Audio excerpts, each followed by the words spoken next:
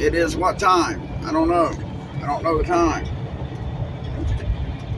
I don't know what time it is. What the fuck? I know about 10:15 p.m. tonight I'm going to go live on my way to Portland and then on my way to Plymouth. Try to get them view hours up. And God, guys, you know that it said 90 or 92% of my viewers are not subscribed. I mean, I've been getting views, but these guys subscribe. It doesn't cost you anything, and you might even win some money.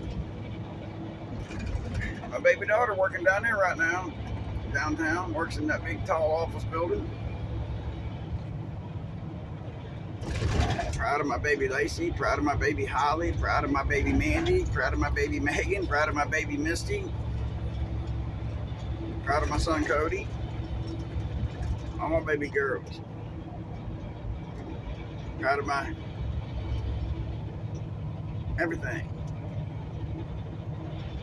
Alright, I'm going to upload this clip because I want to try to put it out there so people know that I'm going to go live around 10, 10:15, 10:20, something like that.